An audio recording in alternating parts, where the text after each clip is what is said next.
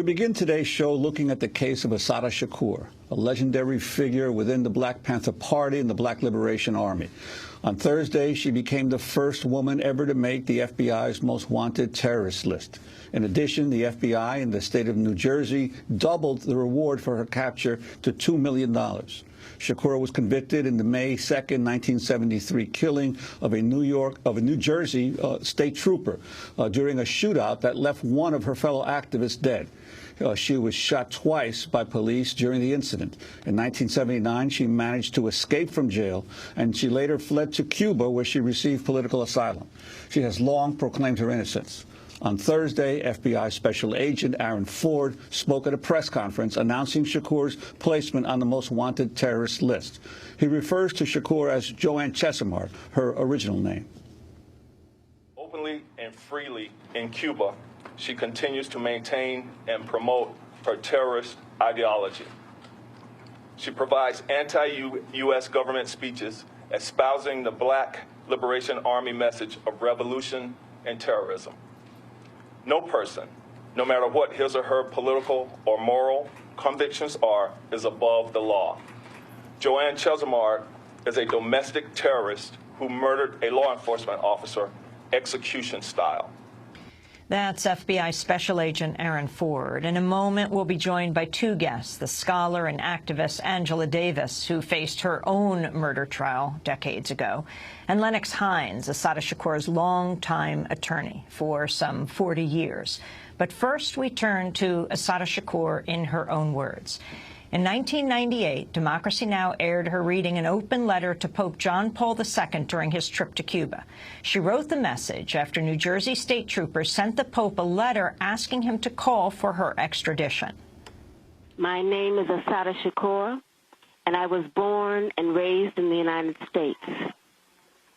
I am a descendant of Africans who were kidnapped and brought to the Americas as slaves. I spent my early childhood in the racist, segregated South.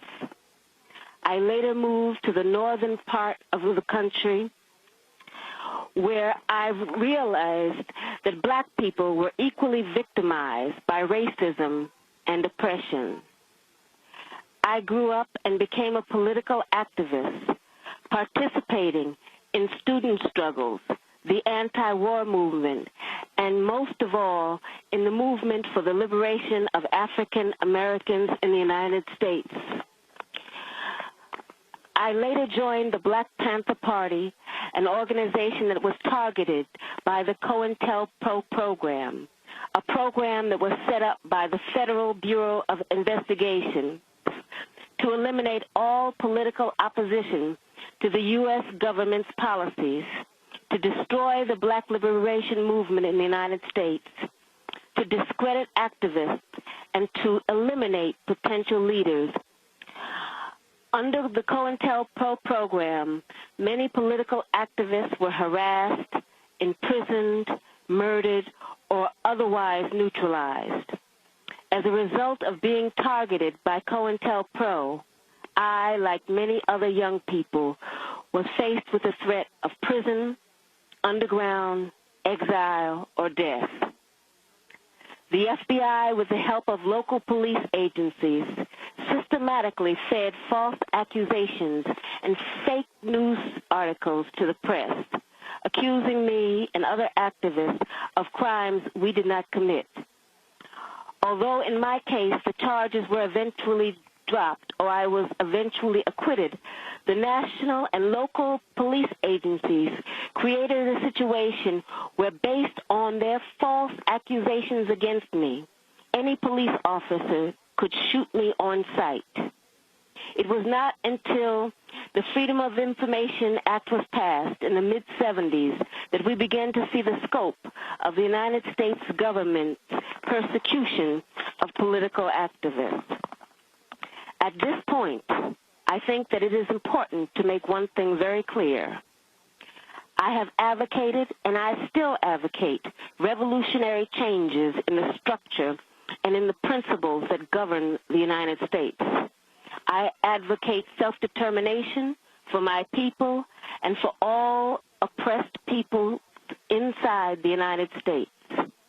I advocate an end to capitalist exploitation, the abolition of racist policies, the eradication of sexism, and the elimination of political repression. If that is a crime, then I am totally guilty. To make a long story short, I was captured in New Jersey in 1973 after being shot with both arms held in the air and then shot again from the back. I was left on the ground to die, and when I did not, I was taken to a local hospital where I was threatened, beaten, and tortured. In 1977, I was convicted in a trial that can only be described as a legal lynching.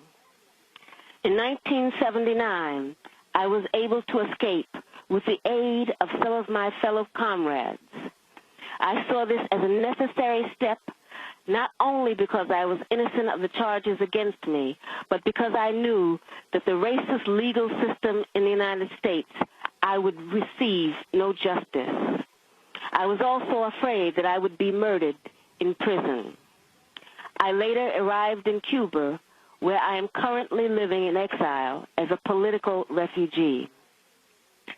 The New Jersey State Police and other law enforcement officials say they want to see me brought to justice. But I would like to know what they mean by justice. Is torture justice? I was kept in solitary confinement for more than 2 years, mostly in men's prisons. Is that justice? My lawyers were threatened with imprisonment and imprisoned. Is that justice? I was tried by an all-white jury without even the pretext of impartiality and then sentenced to life in prison plus 33 years. Is that justice? Let me emphasize that justice for me is not the issue I am addressing here. It is justice for my people that is at stake. When my people receive justice, I am sure that I will receive it too.